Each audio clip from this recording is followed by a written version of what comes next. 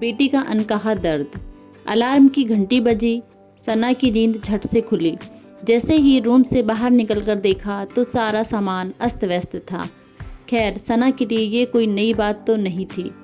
अब तो ये हर रोज का ही हो गया था। मम्मी पापा झगड़ा करते और घर का सारा सामान फेंक देते। गुस्से में सामान फेंकना तो अब जैसे आम सा हो गया था। इन सब से सना कितनी परेशान थी, मम्मी पापा को शायद इसका एहसास भी नहीं था। शीला आंटी आती, टिफ़िन तैयार कर घर के अस्त व्यस्त सामान को समेटती। ब्रश हाथ में ली ही थी कि दरवाजे की भी घंटी बजी। दरवाज़ा खोला, सामने शीला आंटी थी। मुस्कुराते हुए गुड मॉर्निंग बोलकर शीला किचन की ओर चल दी। टिफ़िन लंच जो तैयार करना था। सना जल्दी से तैयार होकर एक सैंडविच लेकर जल्दी में घर से बाहर निकल जाती है, क्योंकि स्कूल बस सना का इंतज़ार कर रही थी। सना तेज़ी से बस में चढ़ जाती है।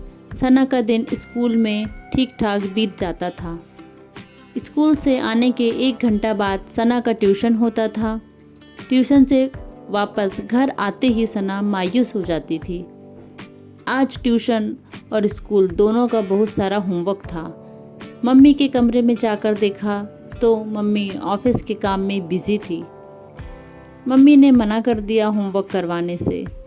सोचा कि पापा से मदद मांगती हूँ, पर पापा ने भी निराश कर दिया। फिर सोचा जैसे भी हो खुद से ही करती हूँ।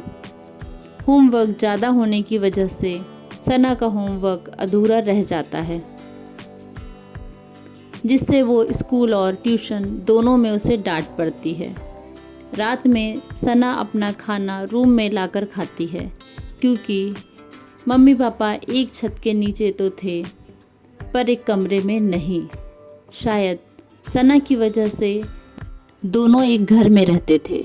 बहुत बार सना को कानों में रुई डालकर सोना पड़ता था, क्योंकि मम्मी पापा का झगड़ा ख़त्म ही नहीं होता था।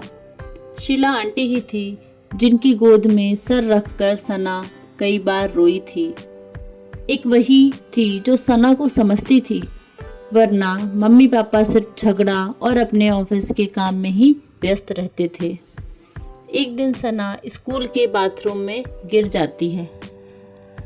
तुरंत उसे हॉस्पिटलाइज्ड करते हैं, पर ब्रेन में इंटरनल ब्लीडिंग होने की वजह से सना सबको छोड़कर चली जाती है।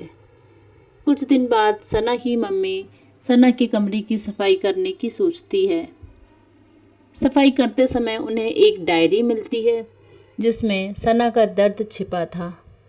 मम्मी पापा का झगड़ा था, शीला आंटी का प्यार था, अपने मन की हर परेशानी उस डायरी में।